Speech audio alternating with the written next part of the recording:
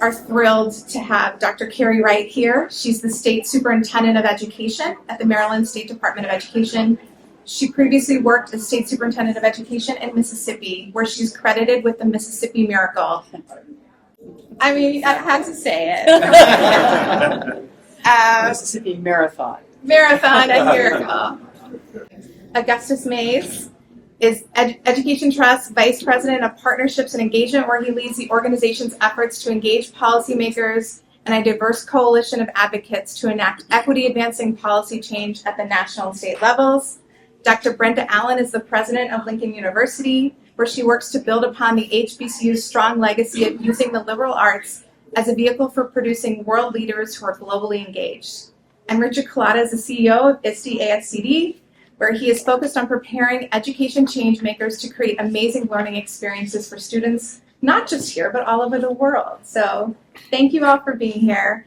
And I want to sort of kick us off. Dan and I shared a bunch of examples of education R&D already, but I'd love to hear some examples from all of you, and we'll just pass it down the panel row here.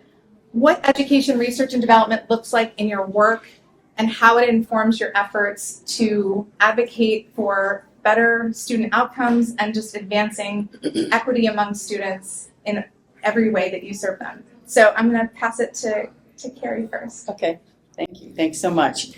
So I'm going to talk a little bit about two things here, but then in my next response, I'm going to elaborate more on my use of R&D. I'm a big believer in the use of evidence-based practices, and I think that we spend way too much time on trying something to see if it's going to fit when there's a lot out there that we already know works for students. So two areas I want to really highlight. One is around the area of early childhood, not only in Maryland but in Mississippi. And I'll start with Mississippi because when I first got there, there was no publicly funded pre-K. This was the first time the legislature had put any money into publicly funded pre-K, and me talking about the power of early childhood and talking about the research behind early childhood and the importance of early childhood over a lifetime. And I think that's the part that we kept hammering home. And I'll tell you a funny story in my next response. But the other thing that we highlighted that really got everybody's attention was the whole idea of return on investment. And there was a huge study that was done from the University of Chicago and University of Southern California that really pointed to return on investment, $1 equals 13 over time. Well, that got people's attention. That got the legislature's attention because that's something that they could relate to as businessmen and businesswomen. And so we leaned in very hard where that was concerned. It is Pillar 1 in Maryland's Blueprint for Success. And I often say there's a reason it was Pillar 1, because it's the foundation of everything that we're trying to get done with early childhood. And there's a lot of money being poured into early childhood, and it's our job then to use the research-based, evidence-based practices in those early childhood classrooms. And we've also used a lot of the research that's been done by NEAR and lean on them in terms of what does quality look like. And the second thing that I want to talk about in both Mississippi and in Maryland is chronic absenteeism. Attendance Works has been a huge partner with us, and there's been a tremendous amount of research, as you all know, by Attendance Works, and proud to know Hetty is a good friend. But being able to identify children early on was part of what lifted it up for us very quickly, because that was where we drew our eyes. And then how then do we use that research to help schools put in place those kinds of practices that are going to identify those children and make sure that those children stay engaged in school. And so I think that part of it was giving you the actionable information, but it really took the research behind that for us to really be working with our schools and saying this is what works, and then to follow that back up as a state agency to support those schools in that effort. So I'll just start with those two first. Thank you, Dr. Wright. Appreciate that. And it's also an honor to be on stage with such an education superstar as yourself. So I'm Augustus Mays, Vice President of Partnerships and Engagement at the Education Trust. And like you, Dr. Wright, for me, education R&D and seeing all of you in this room advocating and supporting it warms my heart because, I started in this space, right, almost 15 years ago. This man right up here, Jim Colmoose, who's head of Knowledge Alliance at the time and working there. And it's always been the reason why I got into education policy was that man right there convinced me, but also showed evidence as to why research and its use at every level of our system is so critical, but more importantly, it's critical for those who've been historically marginalized. Because what works in terms of effective interventions, programs, services has always been accessible and available to more affluent communities. But for those who haven't had the same opportunities or the same resources, that hasn't always been available to them. So evidence-based policymaking, to me, has always been the difference maker. And being able to do that effectively from the federal and state level, honestly, has been my life's work. So I appreciate all of you being in here today, being a part of the movement that Sarah has sort of outlined. In terms of Ed Trust's work, everything that we do in terms of our advocacy and outreach is based and grounded in research, latest best practices. As you all know, we really shine a light on racial equity and really trying to eliminate racial and economic barriers within our education system from preschool to higher ed. So we have an amazing team at Ed Trust who produces a lot of reports, briefs, sort of shining a light on the data that we're seeing in the field. But we definitely leverage the federally funded and supported research studies, say like around chronic absenteeism or high intensity tutoring, to really drive what we're saying, right? To give us the foundation of research to then be able to have the credibility, but also to, inform policymakers, educators, administrators on the ground about what works for whom and under what conditions. And then one example I'll give is our work around COVID and unfinished learning over the past few years. We really wanted to lean in at the onset of COVID, but we didn't have the data really yet to see what the impact was. So starting in 2021, we partnered with a research organization called NDRC and really wanted to unpack what are the most effective and research-based strategies that can really help move the needle to catch kids up back to pre-pandemic levels. And so we produced a variety of reports in partnership with NDRC, highlighting a few areas of strategies that we thought had been promising at scale across the country. High-intensity tutoring was one of those. And that report really caught a lot of steam in a lot of the states that we worked in. And in particular in Texas, Texas had already leveraged federal resources through ESSER and those resources through the American Rescue Plan to support a lot of accelerated learning activities. Unfortunately, though, when they first did that, they gave a lot of flexibility to districts to pick and choose whatever high-intensity tutoring programs that they wanted. Didn't necessarily have to have an evidence base behind it. So, of course, we advocated for a change in the law to require that the state education agency there in Texas had to review those types of programs and strategies. It had to have an evidence base behind it.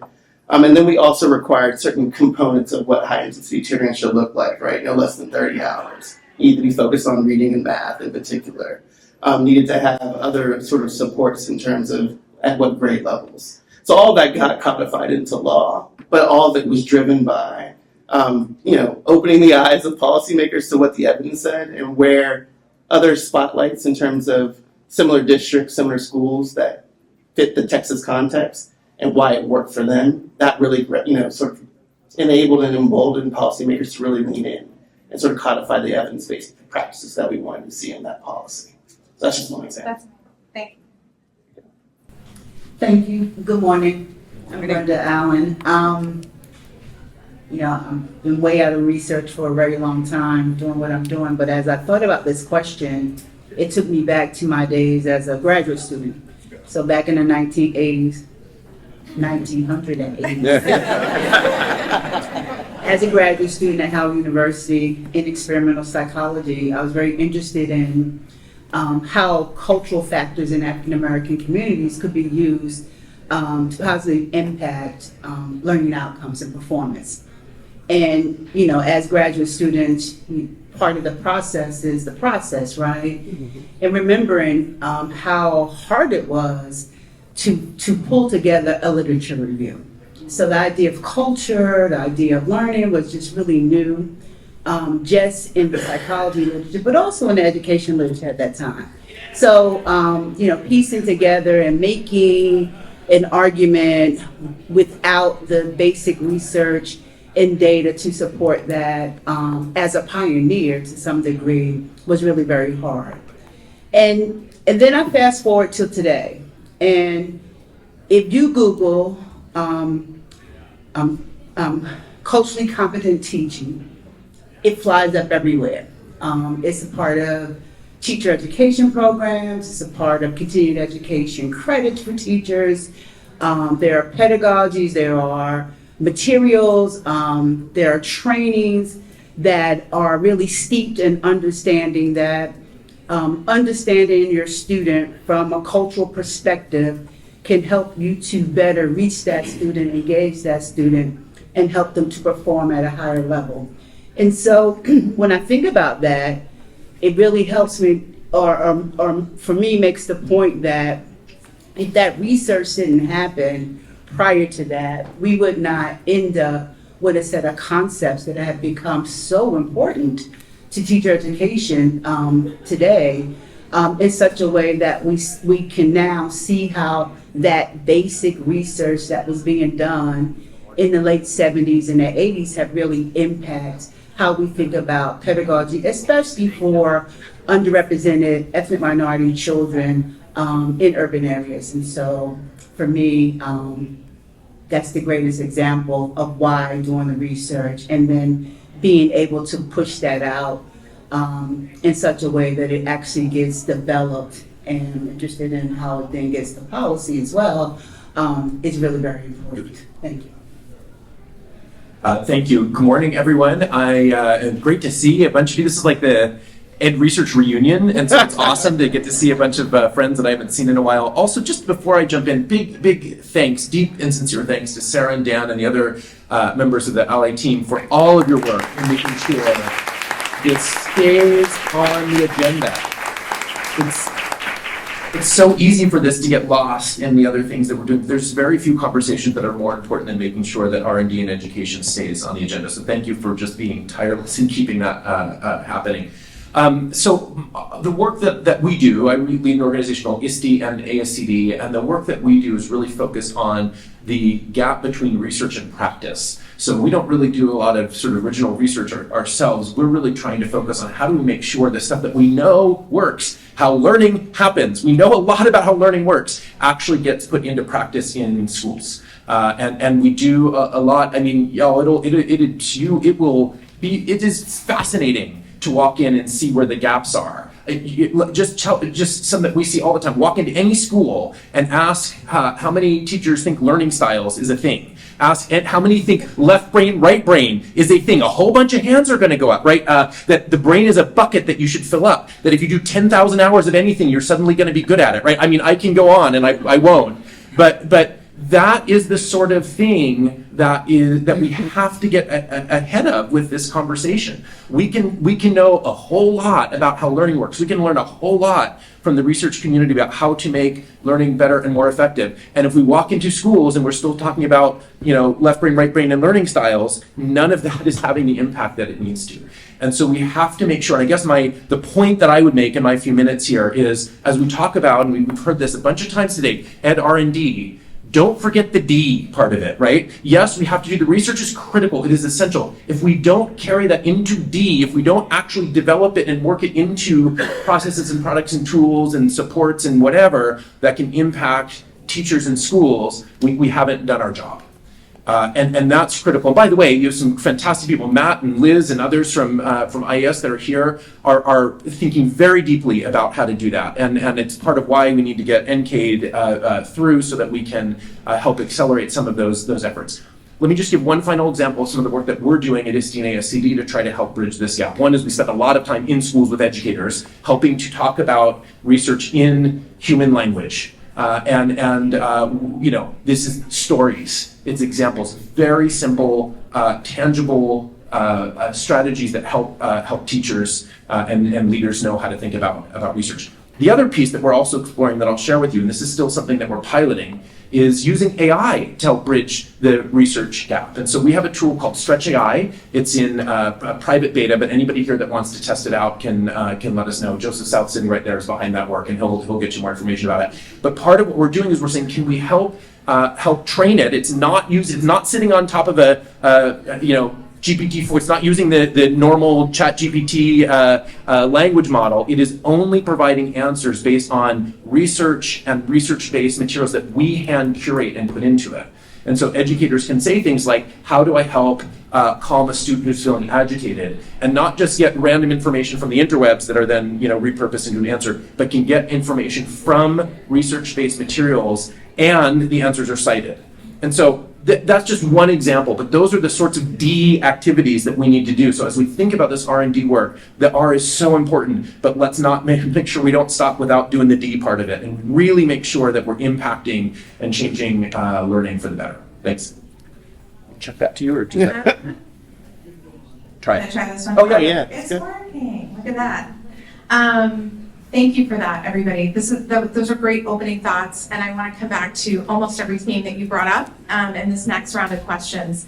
I also, we'll come back to the AI question with Richard at the end, because you can't have a panel like we said without AI in it these days. So, but I want to start with some research, and with Dr. Wright.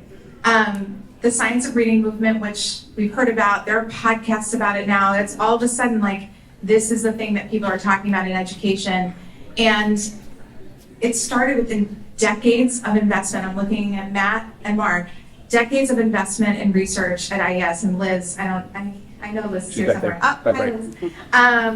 So it's a perfect example, I think, of how education R&D can work, how education research, to Richard's point, then gets developed into approaches, tools, programs that are then put out into the field. And you've really led the way on this across the country.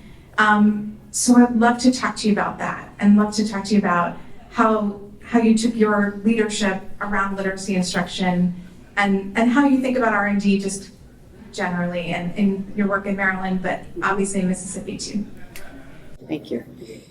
Well, just a little bit of a background. When I got to Mississippi in November of 13, we were literally 50th in the nation, had been 50th in the nation for decades. And in fact, there's a phrase in the South that's "thank God for Mississippi." It used to be a phrase in the South that said "thank God for Mississippi." Because my colleagues that surrounded me knew that when any kind of test results would come out, they didn't have to worry about being at the bottom, because we always were. So hence the phrase. But I knew we had so many children that were reading far below grade level. And knowing what the research has to say about reading, I said to the board, we're going to take an approach that is backed by research, which is the science of reading.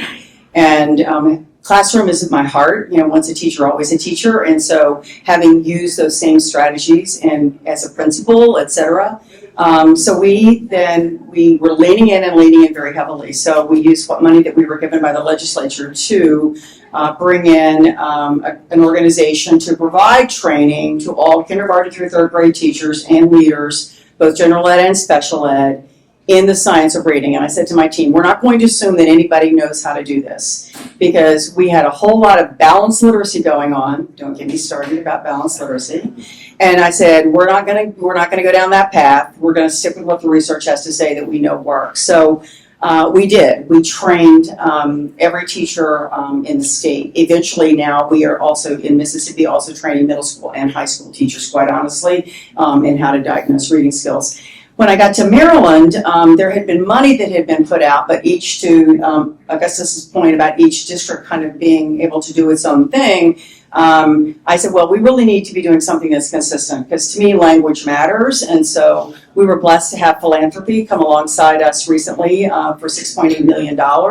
And with that, we are going to be training every K through 3 teacher and leader in the state in the science of reading, so that everybody knows what to look for and what to expect. We also in Mississippi, there's a lot of research about the importance of job-embedded professional development. And so I said, okay, this is what we're going to do. We're going to hire coaches. We're not going to let the districts hire the coaches. And that was a conscious decision I made. Wasn't very popular with some.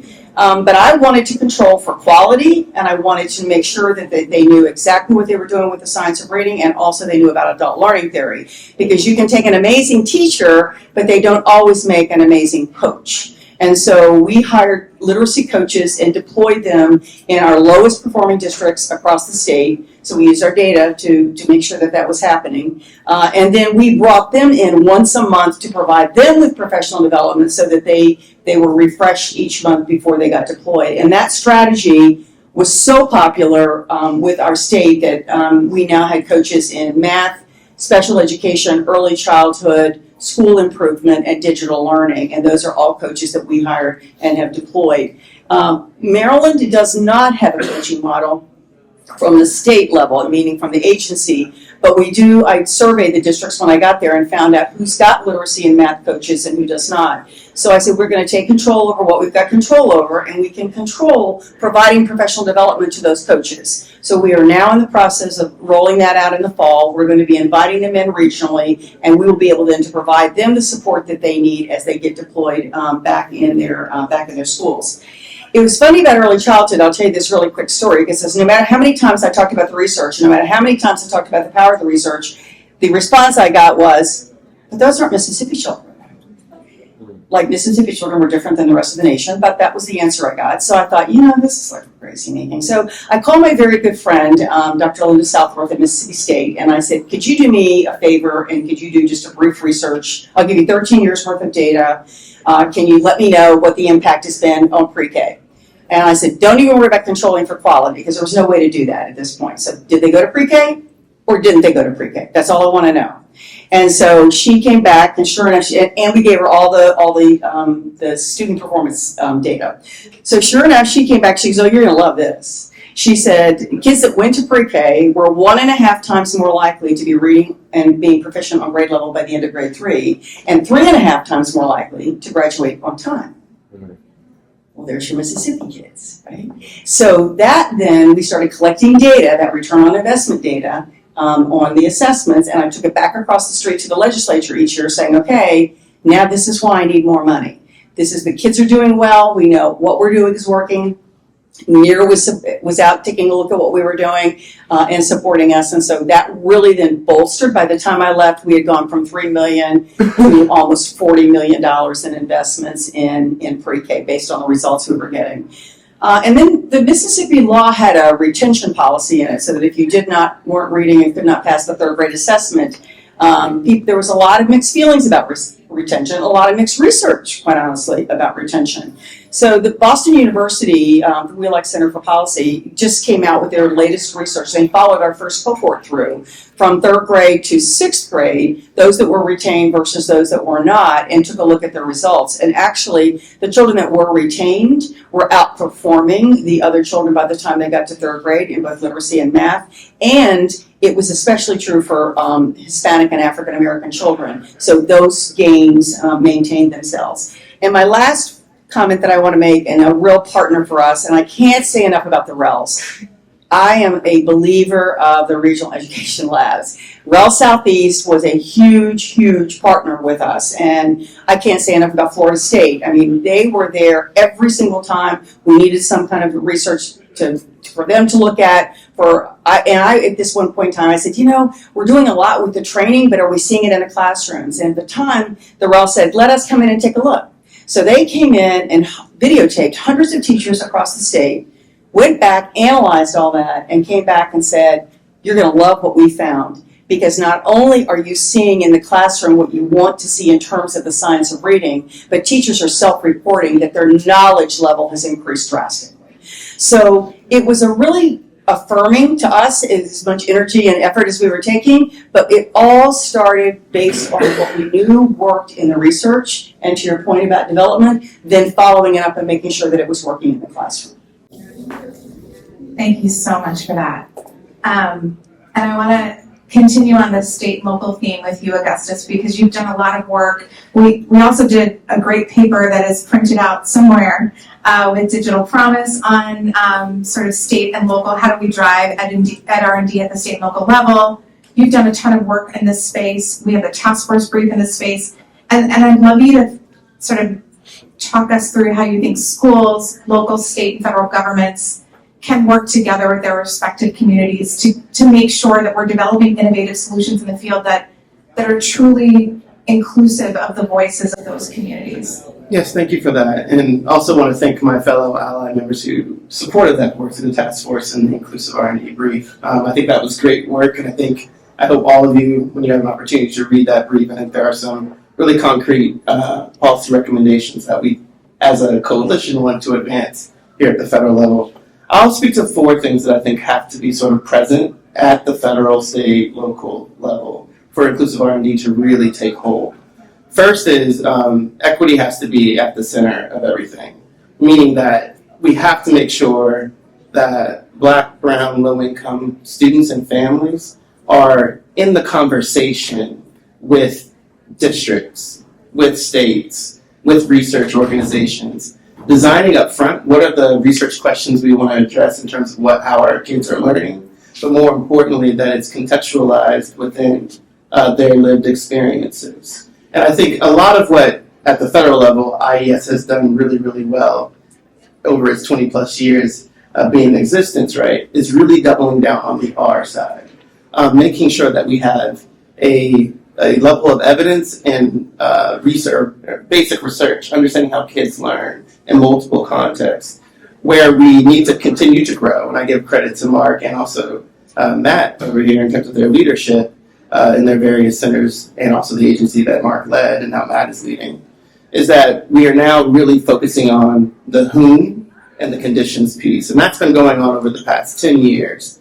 But I think it's really, really important. It gets to my second piece around context expertise.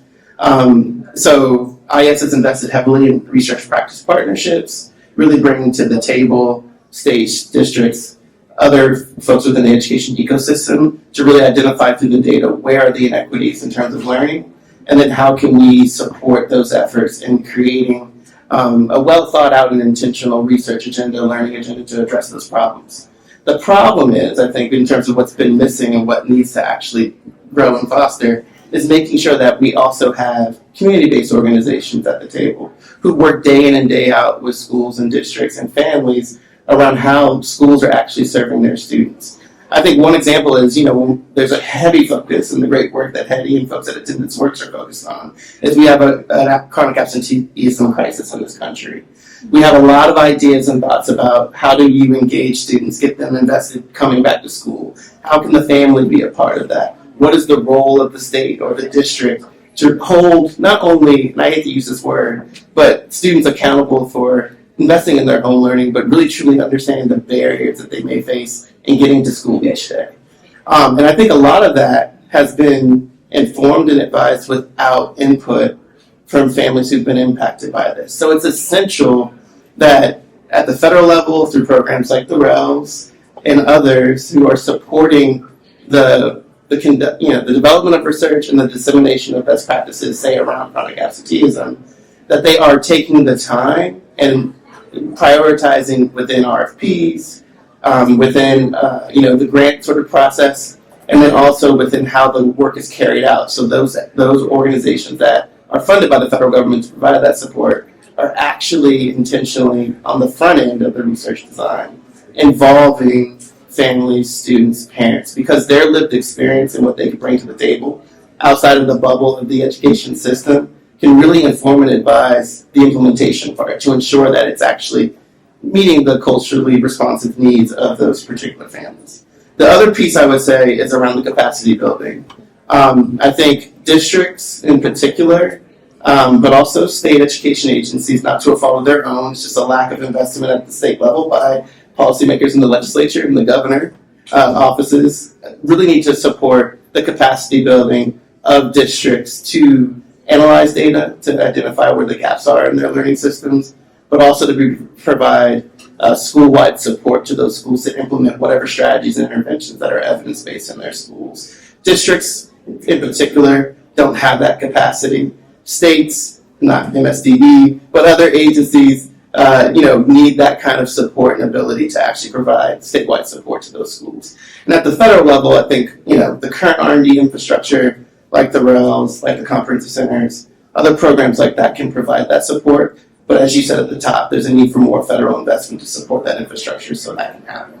And the last thing I'll say, and I think it gets to Dr. Wright's point, is around continuous improvement. We learn a lot in terms of what we research. But on the development end, it's important that, one, if we know this particular intervention strategy, like science of reading, for example, is research-based, has shown results in different contexts. How are we learning from the implementation of that? Because as you said also, Sarah, how a kid learns in New Mexico in a rural school district is quite different in terms of reading. It's quite different than, say, a kid who's growing up in New York City public schools. And so it's important that as we learn how to implement a particular program, framework, or strategy, we are continuously thinking about what does that mean for that kid? And how can we empower the most important person in that room, the teacher, to do that with culture responsive in mind. And so I think the iterative process around research, its use, and how it's implemented is important. And again, I think at the federal level, IES could spearhead that in terms of learning about what's new and what's needed in that sort of process of the R&D ecosystem. Thank you for that.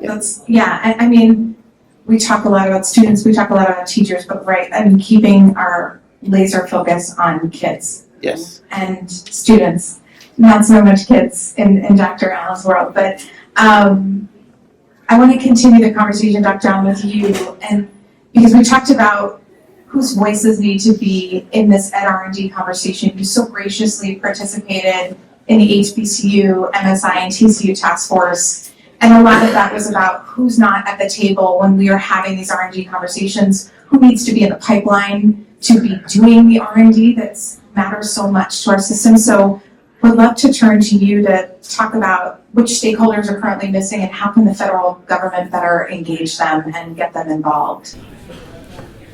Yeah, so I want to pick up on Mr. Mays because the way in which people are included or excluded will really impact the data that we get.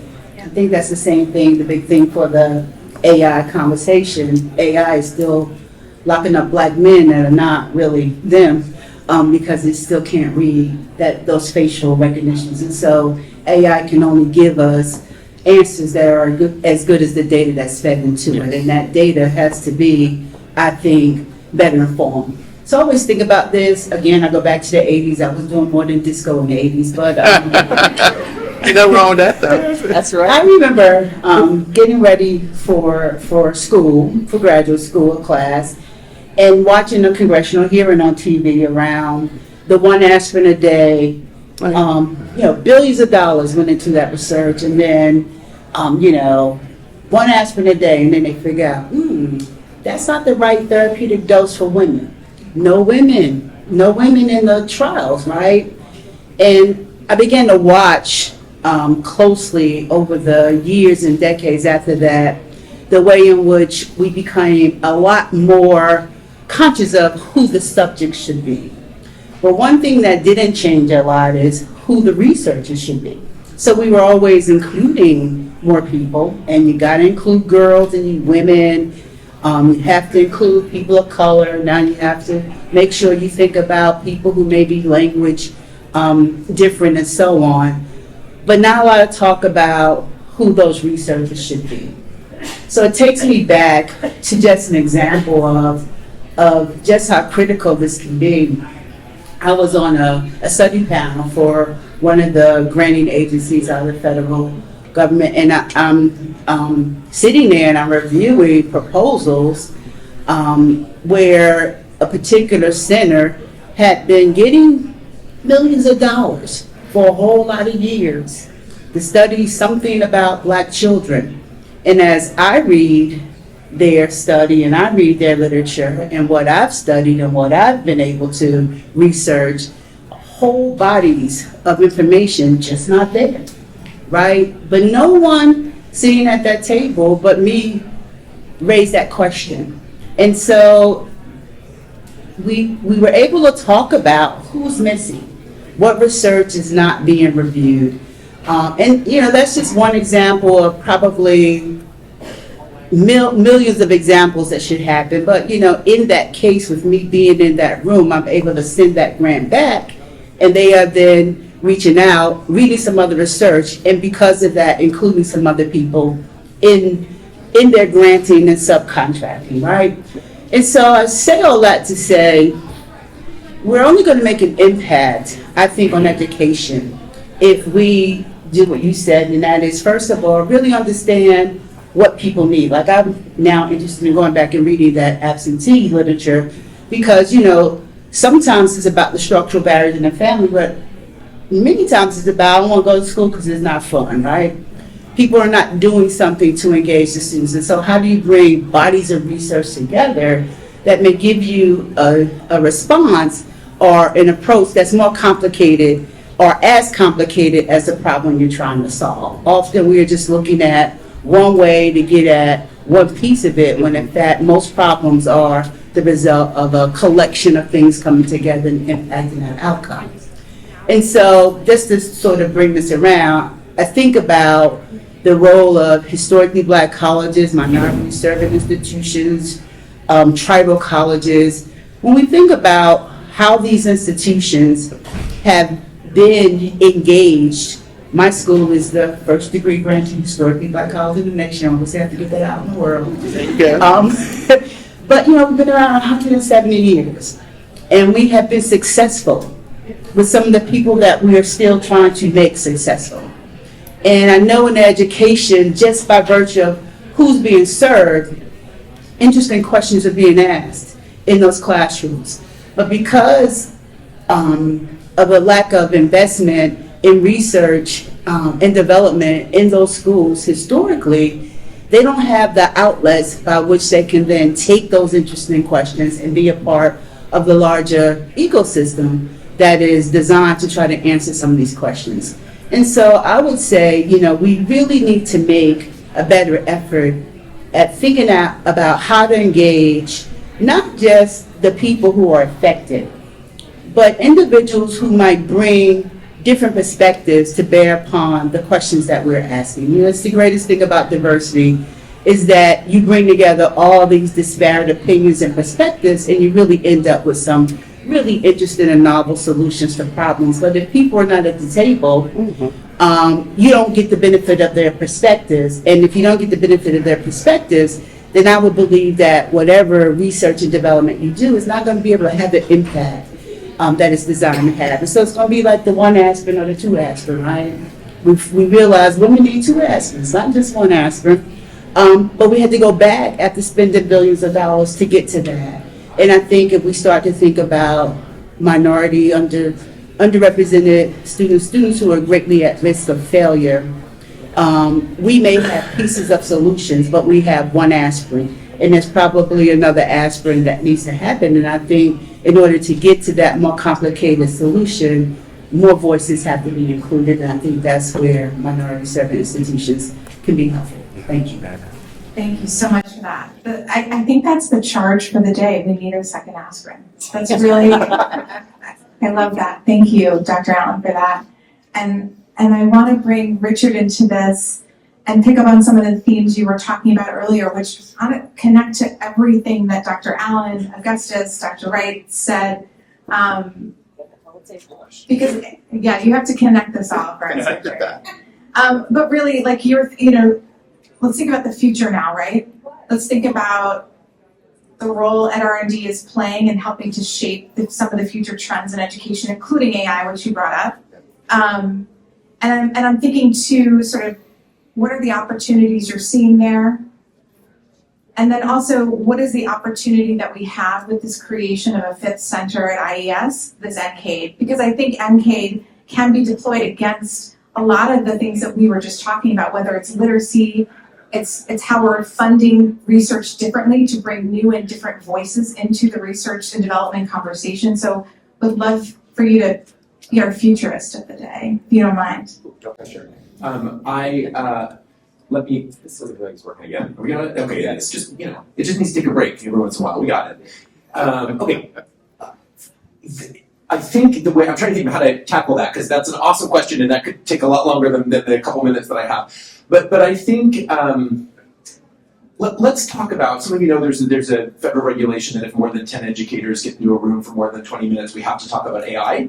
So I'll use AI as an example of what you're talking about here. And I think what's been interesting to see with the AI conversation so far is, frankly, we're having the wrong conversations. And I'm going to give a couple examples of this. One is a conversation that I hear a lot from schools around AI, which is about cheating. Right? How do we talk about AI to stop cheating? By the way, I think it's hilarious that we suddenly care about cheating, right? Like, that's awesome. Somebody once told me, when I worked in the Hill, I used to work for Senator Patty Murray's office, and somebody once on the Hill said, nothing dispels a good myth faster than a little bit of real data. And this is one where our good friends at Stanford University have recently put out some data about this. And they've been studying cheating in U.S. high schools for years. Turns out, if you think there's a problem with cheating in high schools in the US, you are right. And it's far worse than you probably realize. They have tracked it that about 70% of high school students admit to cheating regularly in US high schools. That is a big problem. But the interesting part is that they've also tracked cheating levels after the availability of AI tools. And you know what they found? No significant difference. No difference. And so again, it's awesome that we suddenly care about cheating and we think it's a big problem, but AI wasn't the cause, nor is it the solution of trying to address the cheating issue. And this is why research is so important, because we go running after these, let's ban AI to stop cheating. Really? Because if you want to stop cheating, there's actually a bunch of stuff you can do, but it has to do with culture in your school, not technology, right? And so that's one of the conversations that we have to reset. We have another example of a conversation that we need to reset and where research is needed to help us do it.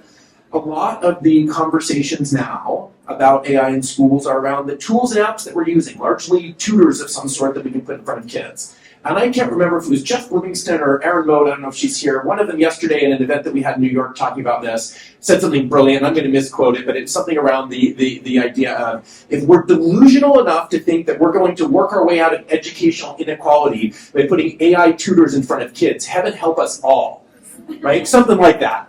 And it was one of the two. You both were. I mean, you were on fire on that conversation, right? But this idea of thinking that the AI revolution is going to come through putting tutors in front of kids, like, it is missing the whole point of this conversation and this moment that we're in. We are in a moment that we can fundamentally rethink some of the issues related to education, and putting a crappy AI tutor in front of a kid is not going to get us there, right? And so that's where we have this opportunity to have a different conversation, a deeper conversation. Some of the things that I wish we were talking about, what the conversation should be, are things like, how do we redesign learning for an AI world? What are the skills that young people need, or older people need, that are in students of all ages need in order to thrive in a world where AI is part of what we do, where students that graduate are working on teams where not all members of their team are human? What skills do they have to have? We're not talking about the redesign of school, and we need to talk about. We're not talking about how we should be redesigning learning assessment. By the way, if we're worried about cheating, the number one problem is that your assessments probably aren't very good, right? Like, let's fix assessment. We need to be talking more about how do we use AI to have more authentic abilities to demonstrate learning for students. We need to be thinking about what are uniquely human skills.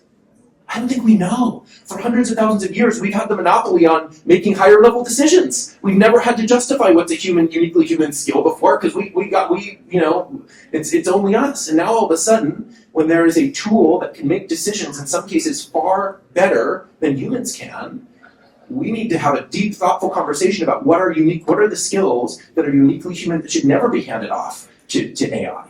And then here's the really awesome part: start to design school around those skills, and not the ones that we should have handed off to a machine long ago, right? that we're still spending too much time on. And so my point is, back to where you were starting with this question, is we need a research agenda that drives a more thoughtful conversation. And we need a research agenda that it's not just about what we fund. This is why I'm so excited about NCATE, by the way. It's not just about what we fund. It's about how the agendas are being created. They have to be co-created with educators. and what the end goal is. It's not just publishing in a peer-reviewed journal, it's making impact and demonstrating impact. And where, you talked about this brilliantly, where that research is happening. Where and how are we making sure we are including the right people in the process? And the approach, let's throw that one in there. We've talked a whole lot about this. 5-year RCT is not going to be very helpful right now when AI is changing very quickly. Every 2 weeks there's a completely new set of functionality. And so we've got to think about new approaches for doing that research. And at the end of the day, and I'm going to own this, and organizations like mine that do a lot of work with the tech community, we need to be able to hold the developers, the tech product developers, to a research standard. And I can't say much more about that, but next week we have a big event called ISTE Live in Denver. I hope some of you will join. And we're going to make a pretty significant commitment to work that we're going to do to help raise the bar on the expectation for EdTech product developers to use this research. But it can only happen if we have a solid R&D agenda that is reasonably funded. I'm not even going to say well-funded. Well-funded, we're not even reasonably funded in order to help drive these sorts of conversations. Thank you so much for that. Yeah, reasonable funding levels is what we're going for here. We have no time left, which is really sad. I keep getting flags from the back of the room. So rather than a longer answer here, I'd love to just go down the row and just in a word or two, say how you're feeling about where we are in this moment around R&D. Anybody can go. Go ahead, Richard. Richard, you go. I gotta think for a second. I'm gonna say curious and optimistic. That's two words. Cautious. Cautiously optimistic. Okay. I'm going to say hopeful.